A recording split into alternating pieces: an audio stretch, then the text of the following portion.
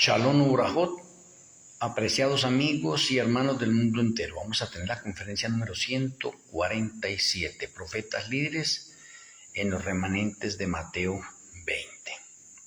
Vamos a tener la tefilá para iniciar.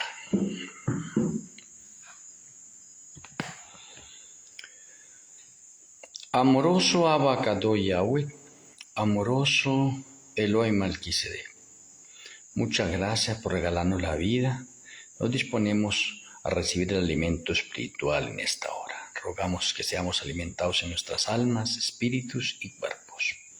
Que nuestro Eloi Malquisedec tome posesión de nuestras vidas, abra nuestro entendimiento, nos dé sabiduría y nos sature de tu conocimiento. Que tu or, tu luz, ilumine nuestras vidas internas y externas. Te agradecemos, Padre Celestial, en nuestro Eloi Malquisedec, por escucharnos en el glorioso nombre de nuestro Salvador Redentor, Yahueshua Hamashiach. Amén. Amén.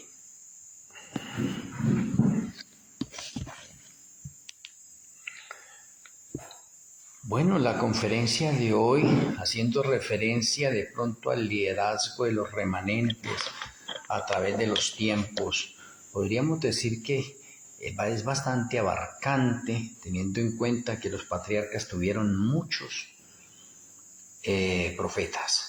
El pueblo de Israel también tuvo muchos profetas. Y entre los gentiles podemos decir que también hay muchos profetas. Muchos profetas. De pronto la parte de los gentiles, la parte final, es donde se van a ver muchos más profetas que en todos las demás etapas, etapas de tiempo que han transcurrido. O sea, la época de más profetas será la última, la del remanente final. Pero teniendo en cuenta esto y teniendo en cuenta de pronto partes bastante proféticas dentro del patrón profético, ¿sí? Vamos a mirar los líderes en general. Y los primero que todo vamos a basarnos en Mateo 20. Mateo 20 es una parábola de los obreros de la viña. Pero esa parábola está relacionada en un día profético de 6.000 años. Es una parábola para un día profético de 6.000 años. Porque, aunque es una parábola, hace referencia a un día profético de 6.000 años de trabajo. O podríamos decir una parábola de 6.000 años de trabajo. Y dentro de eso tenemos en cuenta que el planeta Tierra va a tener 6.000 años de trabajo. Y que Satanás también va a tener 6.000 años de trabajo. Por lo tanto, Mateo 20 se sincroniza o se conecta con 6.000 años de trabajo, relacionados en un día parabólico de trabajo. Ahora, tenemos que entender que dentro de la parte de pronto bíblica, un día de trabajo, inclusive Yahshua mismo lo dijo, luego el día no tiene 12 horas. Entonces, el trabajo se realiza durante las horas del día y el día tiene 12 horas. Por lo tanto, esta parábola se relaciona a un trabajo de las 6 de la mañana hasta las 6 de la tarde en un periodo de 12 horas laborales literales, pero que en la parte simbólica se va hasta 6.000 años de trabajo. Entonces es bastante interesante, pero también vemos de pronto en Mateo 20, que Mateo 20 nos habla de 5 grupos de trabajo, 5 grupos de trabajo. Y también es importante que en esos 5 grupos de trabajo nosotros podamos identificar esos 5 grupos de trabajo a través de esos 6.000 años de historia. Me parece bastante bien. O sea, en Mateo 20, versículos del 1 al 16, tenemos nosotros una cronología de los remanentes o de esos 5 remanentes a través de 6.000 años de la historia del pecado. O sea, es importante notar eso porque de pronto hay unos estudiosos que dicen que no, ¿cómo una parábola puede ser profética? Pues déjenme decirle que la misma escritura, toda la escritura es profética, porque el solo hecho de que la escritura haya sido dada por Yahweh es profética. La palabra de Yahweh es de orden profético, por eso toda la escritura es profética. Por lo tanto, una parábola también es de orden profético, independientemente que se lean otras interpretaciones adicionales. Aquí la vamos a ver hoy dentro del aspecto de orden profético. Bueno, y teniendo en cuenta eso, pues necesitaríamos saber nosotros de pronto la parte de esos grupos, identificar de pronto cuáles son esos 5 grupos de trabajo que se encuentran en Mateo 20. Y de pronto, pues antes de... No, sí, identifiquemos los 5 grupos de trabajo para ponerlos en orden. Los primeros que empezaron a trabajar a las 6 de la mañana, cuando Yahshua contrató a estos obreros desde las 6 de la mañana y le dijo que le iba a pagar un denario. A ellos les dijo que le iba a pagar un denario. Y esos primeros que fueron contratados fueron los patriarcas. Por lo tanto, tendríamos nosotros el primer remanente como el remanente de los patriarcas. Ese fue el primero que salió a trabajar a las 6 de la mañana. El trabajo se fue intensificando y se requerían de más obreros, y a las 9 de la mañana se hace otro llamado para otra clase de obreros. A las 9 de la mañana se llama al pueblo de Israel. El pueblo de Israel es el segundo remanente en ser llamado para trabajar en la viña del Señor o en el mundo. La viña es el mundo. Bueno, el tercer remanente, también llamado a las 12 del día, ¿sí? Y hay que tener en cuenta que de pronto estos llamados son cada 3 horas, 6, 9, 12. Fue llamado a las 12 del día, fueron los gentiles. Los gentiles fueron los que reemplazaron al pueblo de Israel. Y los gentiles fueron llamados para trabajar también en la viña, en el mundo, desde las 12 del día. Luego tenemos nosotros al cuarto grupo, y el cuarto grupo fue llamado a trabajar a las 3 de la tarde. El cuarto grupo que fue llamado a trabajar a las 3 de la tarde es la iglesia Laodicea, representada por los adventistas del séptimo día. Ese es el cuarto grupo que fue llamado a trabajar a las 3 de la tarde. Mire que todo esto sigue un cronograma de 3 horas, 3 horas, 3 horas.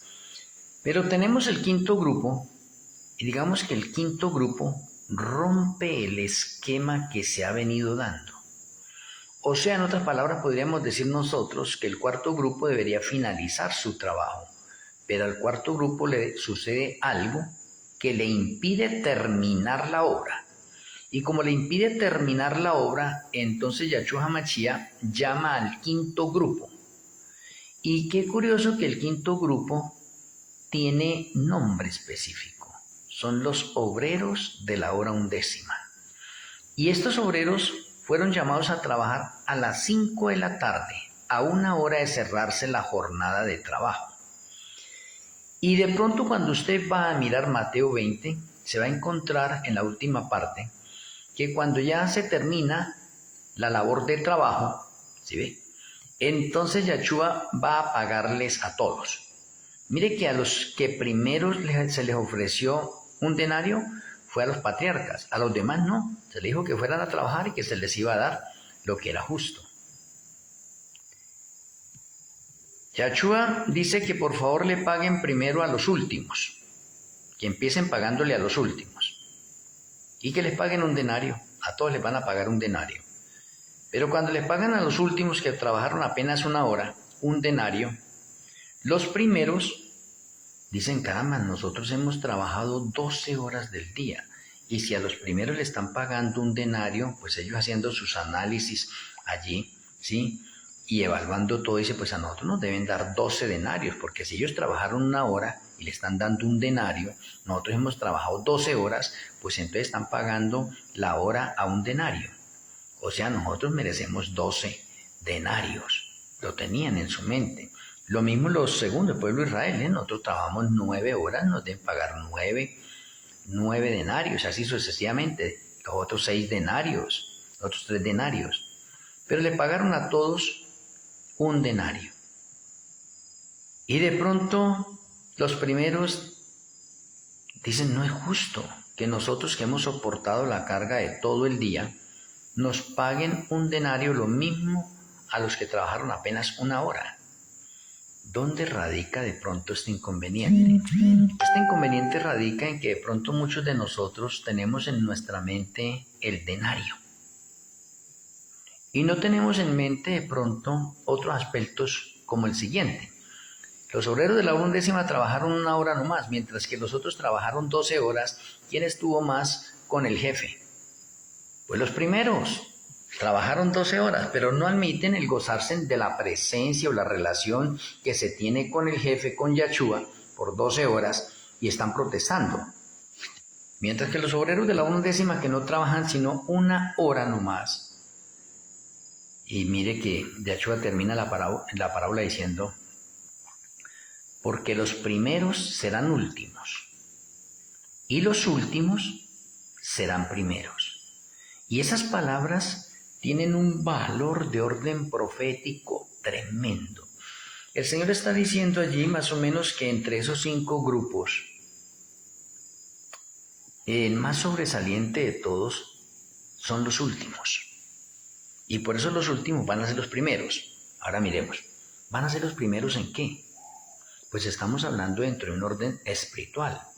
O sea, los últimos, el remanente obreros de la hora undécima, que es el último remanente, son los primeros porque recogen la luz de todos los demás remanentes.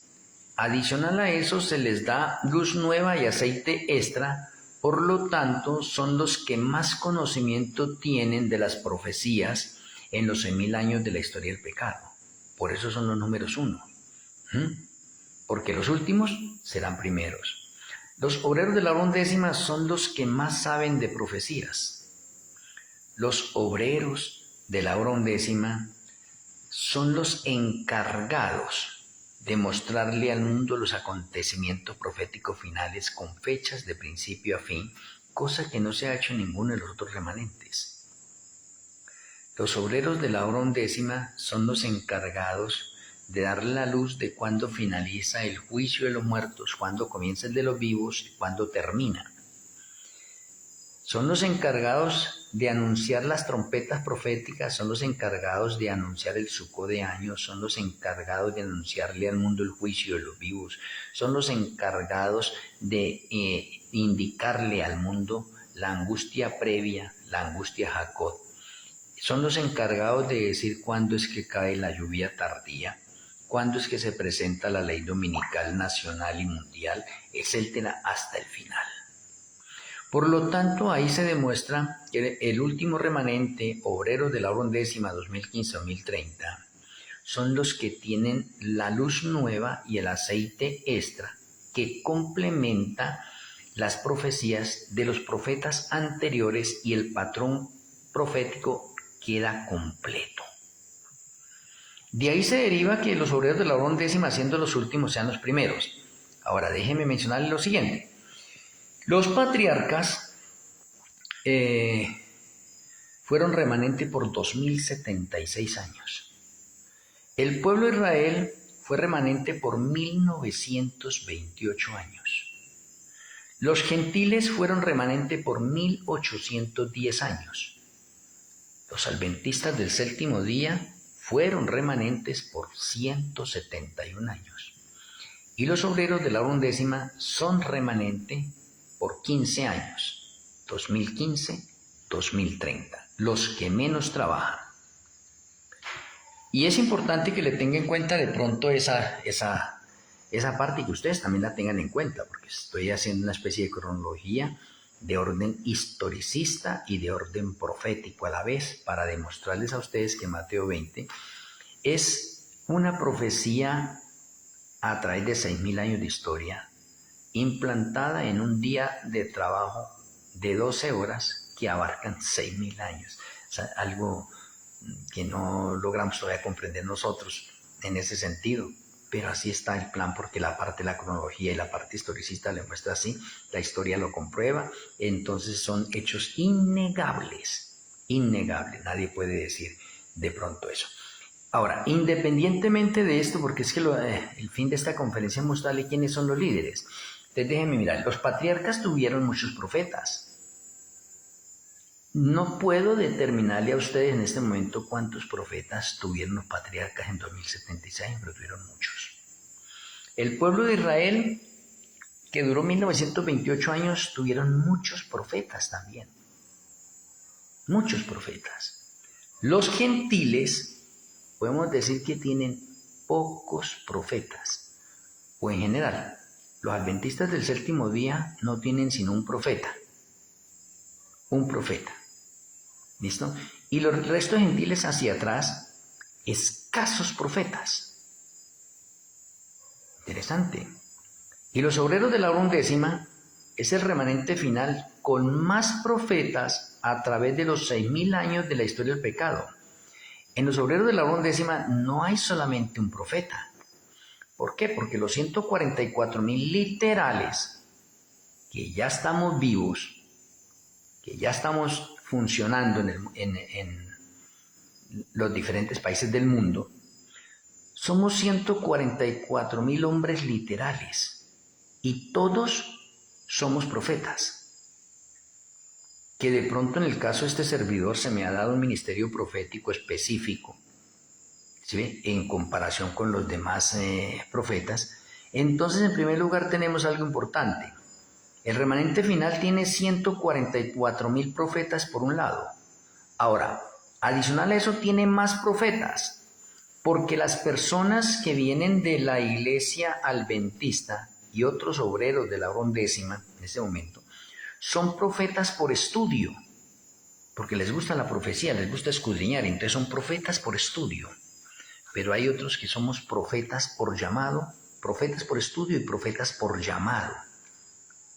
Como el caso de este servidor. Yo soy profeta por llamado de Yahshua HaMashiach y del Ruach HaKodesh. A mí de pronto no tengo que estar dependiendo de una denominación, de un líder, etcétera, no. Un llamado directo de Yahshua y del Ruach HaKodesh. Entonces es importante notar eso, que de esos remanentes anteriores, el que más profetas tiene es obrero de la hora undécima. Ahora, aquí tengo que detenerme un poco para poder demostrar eso. En el caso de este servidor, estoy de pronto en Joel 2.32 y estoy en Mateo 20, del 1 al 16, como el profeta de la hora undécima.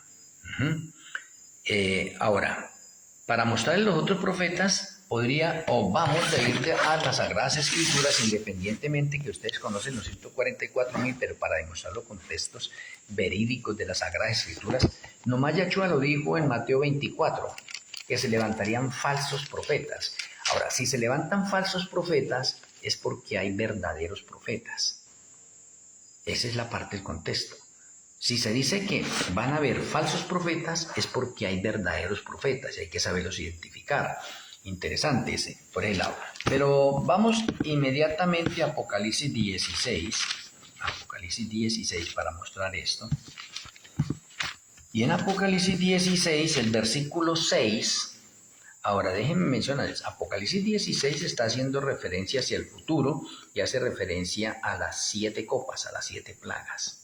Por lo tanto, está haciendo referencia hacia el futuro. O sea, nos está diciendo si hacia el futuro van a haber profetas o no. Vea lo que dice la Escritura. Apocalipsis 16, verso 6. Por cuanto derramaron la sangre de los santos. Y eso está haciendo referencia al tercer ángel que derrama su copa sobre los ríos y sobre la fuente de las aguas. Por cuanto derramaron la sangre de los santos y de los profetas. O sea, significa que en el tiempo final, después de la ley dominical, van a matar a unos santos y van a matar a unos profetas. Y acá ya no hace referencia a profetas falsos, sino profetas verdaderos, ¿sí? Porque el contexto está dentro de la parte de los justos.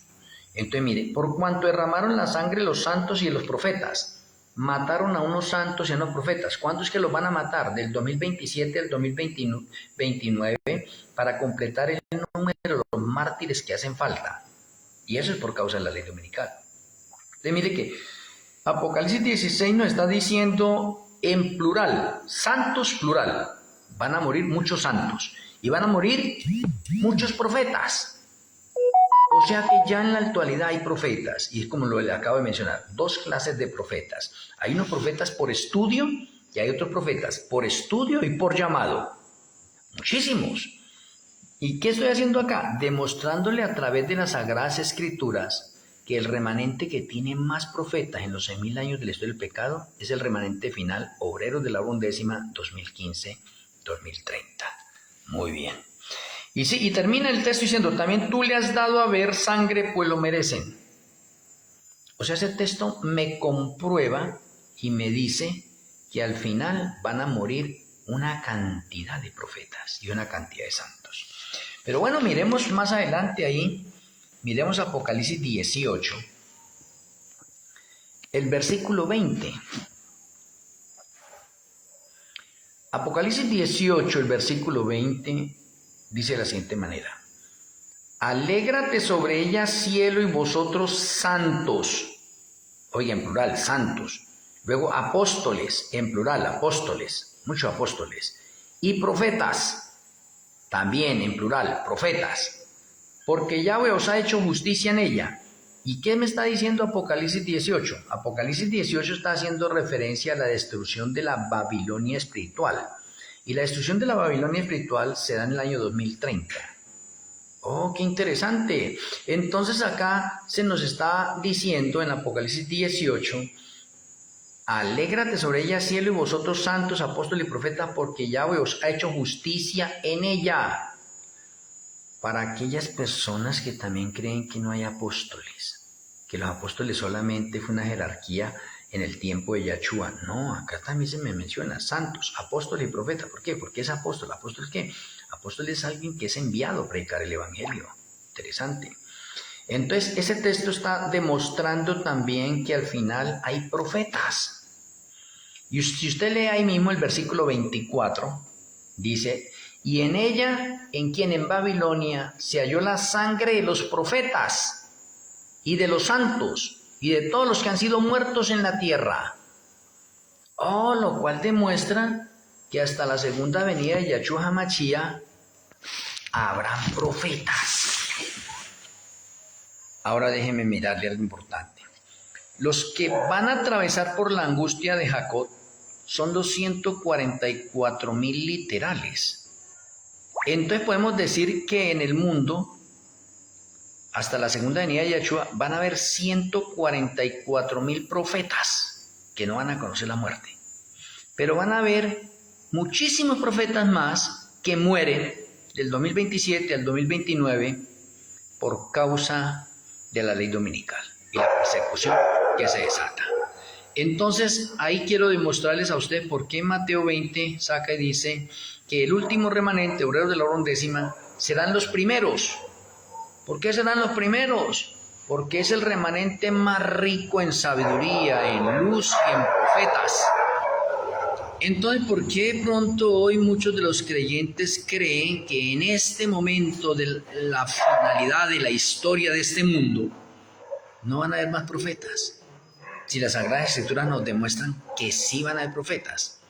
Ahora, es necesario que hayan profetas para completar el patrón profético, porque no hace nada Yahweh sin revelar sus secretos a sus siervos los profetas. Y si no se enviaran profetas en este momento, ¿cómo hacíamos en este momento para completar el patrón profético de Daniel, Apocalipsis y de la hermana Elena? Muy bien, teniendo en cuenta eso, entonces miremos ahora a la otra parte. Es bastante difícil de admitir que la iglesia adventista del séptimo día haya dejado de ser remanente. Ellos, los adventistas, no lo aceptan. Creen seguir siendo el remanente. Les está sucediendo lo mismo que le sucedió al pueblo de Israel. El pueblo de Israel hoy todavía dice que ellos son el remanente. O sea, podemos decir que hay dos pueblos, el pueblo de Israel y el pueblo adventista, que creen que son remanentes todavía cuando ellos fueron cortados. Interesante, me parece de pronto esa historia en ese sentido, y también tiene un papel preponderante de pronto dentro de la parte de orden profético. El pueblo de Israel fue cortado como remanente del año 34 en nuestra era. Y los adventistas del séptimo día fueron cortados como remanente del 2015. El pueblo de Israel fue reemplazado por los gentiles y el pueblo adventista fue reemplazado por los obreros de la hora undécima 2015-2030. O sea, el pueblo de Israel, igual que los adventistas, creen hoy que siguen siendo remanente. De pronto podríamos mirar acá, oye, una terquedad bien seria más en el pueblo de Israel, porque el pueblo de Israel, imagínense, fue el segundo remanente. O sea, hablándolo desde el punto de vista de Mateo 20, ¿no? La iglesia adventista, por lo tanto, repite la historia y han dejado de ser remanente. Y digo repite la historia porque son semejantes al pueblo de Israel. A ver, miremoslo en qué sentido. El pueblo de Israel era rico físicamente y espiritualmente. ¿Y el pueblo adventista hoy qué es? El pueblo adventista se cree rico espiritualmente y que no necesita más luz. Y se cree rico materialmente también. El pueblo de Israel se volvió orgulloso. La iglesia adventista es orgullosa, no quiere admitir la luz nueva, que no tiene necesidad. Y dicen que el último profeta es la hermana Elena y que ya no hay más luz. Bien parecidos, ¿no? A ver, el pueblo de Israel se volvió hipócrita. Adventistas del séptimo día, podemos decir que hoy también son triplemente hipócritas, ¿sí? El pueblo de Israel empezó a tener cosas extrañas dentro de sus liturgias. Y el pueblo adventista hoy también tiene cosas extrañas dentro de sus liturgias. Y creen que el Señor les aprueba eso. Y de pronto hablemos, la iglesia adventista del séptimo día ha ido un poco más allá, más lejos de lo que fue el pueblo de Israel. En el pueblo de Israel de pronto nunca se vio de pronto a una rabina mujer, a una pastora mujer. En el pueblo adventista sí hoy ya se ve eso. ¿Sí? Hay abominaciones mucho más peores que antes. Entonces podemos decir que tienen algo en común esos dos pueblos. ¿Que tenían profetas? Sí. ¿Tenían mucha luz? Sí. Ambos, mucha luz. ¿Sí? Por eso es que en Apocalipsis a la iglesia adventista se le aconseja, ¿sí?, 3 cosas importantes. Entre esas cosas, comprar oro, vestiduras blancas, para que de pronto no vean la desnudez. Pero hoy en día en la iglesia adventista ya se está desnudando toda. Ya hay muchos líderes, inclusive dentro de la misma iglesia adventista, que están viendo un poco de... La iglesia se volvió muy liberal, muy mundana, y de pronto hay algunas personas que son fieles, están dentro del grupo de personas calientes que gimen y claman por las abominaciones que se están viendo en la iglesia adventista, pero siguen allá, ¿sí? ¿Por qué? Porque no conocen que hay un remanente nuevo o que la iglesia adventista está pasando la profecía de la apostasía omega, y la apostasía omega es, digamos, 2 veces, 3 o 10 veces peor que la apostasía alfa que ya vivió la iglesia adventista. ¿Y por qué muchas personas siguen enceguecidas y no ven la apostasía omega todavía dentro de la iglesia adventista del séptimo día? Solamente un grupo pequeño es los que están viendo eso. Muy bien, entonces la iglesia adventista del séptimo día dejó ese remanente porque una de las abominaciones grandes es hacer convenios con la ramera, y la iglesia adventista empezó a hacer convenios con la ramera a partir del año 2000. Y se ha dejado de predicar en forma el mensaje de los 3 ángeles, y el convenio que hicieron con la iglesia de pronto católica es que, en otras palabras, la iglesia católica le prohibió a la iglesia adventista que predicara de que ellos eran la bestia, el 666, y que todas esas cosas, es que ellos dejaban de decir que la iglesia adventista era una secta. Llegaron a un acuerdo y firmaron eso.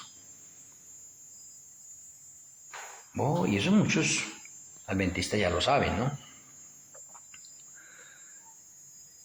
Teniendo en cuenta eso, ahora vamos a finalizar de pronto esta conferencia con lo siguiente.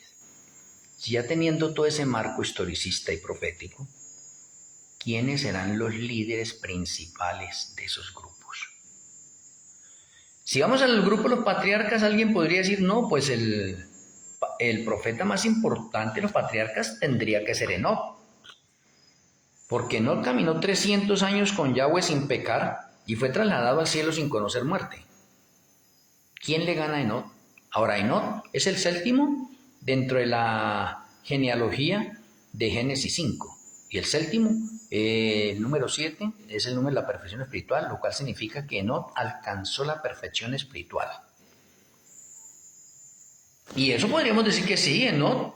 ¿Quién le gana a Enoc dentro de los patriarcas? Nadie. Alguien podría decir, no, puede ser Noé. Noé fue uno de los sobrevivientes, es el profeta sobreviviente del diluvio. Y también podríamos decir porque es un gran líder, un excelente líder. Pero cuando usted va a revisar la parte de orden profético o la primera resurrección, la resurrección de los justos que ocurre el 21 de Tir del año 2030, cuando Yahshua HaMashiach llega por segunda vez a este planeta Tierra, ahí se produce la resurrección de los justos. Y entre los justos está Adán. Y Adán es el más alto de todos, y todos los ojos después quedan puestos en Adán. ¿Para qué? Para que se pueda mirar la degradación del pecado desde Adán hasta la última persona, o el más bajo que haya. Porque la estatura de Adán es 360. Entonces tenemos a Adán como el primer Adán y a Yahshua como el segundo Adán. Por lo tanto, la evidencia profética nos muestra que el líder de los patriarcas o el profeta de los patriarcas es Adán, ningún otro. Adán es la cabeza donde todos los ojos van a estar puestos en Adán, como el primer hombre y como el primer profeta. Interesante. ¿Y de pronto usted no sepa que Adán fue profeta? Sí, a él le fueron revelados el plan de salvación desde el momento en que se pecó. Y él transmitió eso a sus generaciones siguientes. Entonces, el profeta líder de los patriarcas, general de todos los profetas que hubieran ahí, es Adán. Ahora, ¿qué me dirá usted de pronto ahora del pueblo de Israel? El pueblo de Israel tuvo hartos profetas. Y alguien podría decirme en este momento, no, pues el líder del pueblo de Israel podría ser Elías. Elías fue un gran profeta y fue llevado al cielo sin conocer muerte. Y es verdad. Alguien podría decir, uy, no, Eliseo. Eliseo hizo más milagros que Elías. Y también es verdad. Alguien podría decir de pronto, no, Juan el Bautista, un gran profeta. ¿Y qué de Daniel? ¿Qué de Ezequiel? ¿De Isaías? ¿De Jeremías? Oiga, grandes profetas. O sea, el pueblo de Israel ha tenido grandes profetas. Pero si usted mira el patrón profético, ¿cuál es el profeta líder del pueblo de Israel? Yo le haría la pregunta, qué bonito que estuviera con ustedes en la escuela de profecías. Les invito para que el día viernes estén en la escuela de profecías. En la escuela de profecías tenemos unas clases espectaculares, hermosas, donde cada uno participamos en una clase. Aquí me gustaría escucharlos a ustedes en este momento diciéndome, bueno, del pueblo de Israel para ustedes, ¿quién podría ser el líder, el profeta líder dentro del pueblo de Israel? Teniendo que hay grandes profetas con gran liderazgo. Pero déjenme mencionarles que el líder del pueblo de Israel es Moisés. Moisés. Interesante. Moisés. ¿Y qué tiene que ver Moisés allí? ¿Por qué no nosotros? Porque es que a Moisés se le entregó la ley. Y eso lo hace elevarse por encima de todos los demás profetas. Moisés es el escritor de 6 libros. Moisés es el escritor de las 613 leyes que se colocaron al lado del arca. Moisés es la figura clave, el profeta clave entre el pueblo de Israel. Entonces el líder del pueblo de Israel evidentemente es Moisés. Ahora, pasemos a los gentiles. En los gentiles también hay varios profetas. Y entre los gentiles tenemos a Juan, del Apocalipsis. Oh, tremendo profeta, con unos privilegios grandísimos. ¿Podrá ser él el líder? Tenemos a Pedro, profeta. Interesante. Tenemos el resto de discípulos, profetas. Y alguno de ustedes mira, no son profetas. Sí son profetas porque recibieron la lluvia temprana. Y todo aquel que recibió la lluvia temprana, recibió visiones y sueños de orden profético. Por lo tanto, todos los discípulos eran profetas. Entonces, de los gentiles, ¿quién podría ser el líder, el profeta líder de los gentiles? Y usted va y mira en las Sagradas Escrituras y se da cuenta que apareció uno a última hora. Y ese que apareció a última hora podemos decir que se llama el profeta de la hora undécima en el tiempo de los gentiles, pero en la primera etapa, ¿sí? El tiempo de los discípulos. ¿Por qué? Porque ese último que apareció se llama Pablo. Y Pablo es el escritor de 14 epístolas, 14 libros. Pablo se convirtió en el profeta líder de los gentiles. Oye, ¿y cuándo fue llamado? A última hora. A última hora fue llamado Pablo. Interesante entonces lo de los gentiles. Entonces ya sabemos, patriarcas Adán, pueblo Israel Moisés, gentiles Pablo. Ahora, en el cuarto grupo los adventistas, pues ¿quién es el líder? No hubo sino un solo profeta, la hermana Elena. Entonces el líder de los adventistas como profeta es la hermana Elena. Interesante. Ahora, en los obreros de la hora undécima, el Eterno me ha dado la oportunidad de ser pionero, pastor y profeta de los obreros de la hora undécima. Para honra y gloria del Eterno, también soy el presidente de los obreros de la hora undécima. O sea, tengo unas jerarquías para honra y gloria del Eterno. Y en este momento, en los obreros de la hora undécima, se me reconoce como el profeta relevo de la hermana Elena, como está profetizado en Joya de los Testimonios, tomo 2, páginas 273 y 274. Y he podido completar el patrón profético dado a la hermana Elena, a Daniel y a Juan, y el patrón profético está completo desarrollándose a través de nosotros. Entonces ahí está Mateo 20 en una cronología comprobada históricamente, o la historia lo va demostrando, de que es así, y de que cualquier estudioso de las Sagradas Escrituras no puede negar esto. Ahora, para esta etapa hay muchas personas, estudiosas de las profecías, que no saben, no entienden, no comprenden el quinto grupo de Mateo 20 y todavía no saben quiénes son. Es más, en el mundo entero de pronto podemos decir que nosotros somos el remanente más insignificante de pronto y más pequeño de todos. Pero está profetizado que seremos el remanente más grande, porque así como Yahshua lo dijo, esos últimos serán primeros. Nosotros somos los que tenemos menos miembros de pronto de todos los demás remanentes que han habido.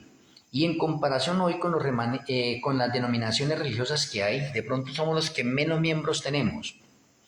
Pero con el derramamiento de la lluvia tardía, con el fuerte pregón y la cosecha que vamos a recoger nosotros, vamos a recoger el 10% de la humanidad.